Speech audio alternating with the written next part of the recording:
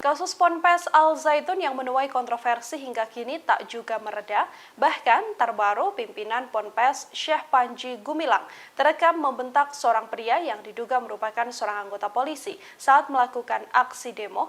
Atas aksinya ini, rekam jejak dari Panji Gumilang pun menjadi sorotan publik. Pimpinan Ponpes Al Zaitun Panji Gumilang sendiri tercatat pernah menjadi tersangka atas kasus pemalsuan dokumen kepengurusan Yayasan Pesantren Indonesia atau YPI.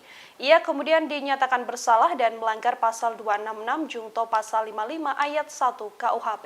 Pada 2012, ia dijatuhi vonis hukuman 10 bulan penjara dari Majelis Hakim Pengadilan Negeri Indramayu.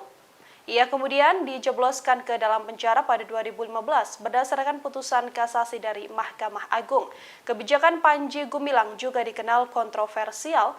Ia pernah memecat 116 guru pengajar di pesantrennya tersebut. Setelah pemecatan ini, para guru juga tidak diizinkan lagi untuk masuk ke kawasan pesantren meski hanya untuk meminta klarifikasi. Diketahui para guru tersebut menduga bahwa Panji melakukan korupsi dana bantuan operasional sekolah atau BOS.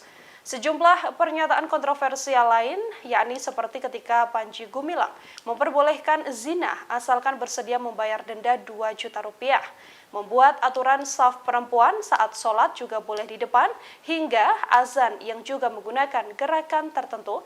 Panji Gumilang menyebut dirinya seorang komunis dan ingin membangun pesantren Kristen. Oke, salaman. Hidup polisi. Hidup. Hidup. Hidup.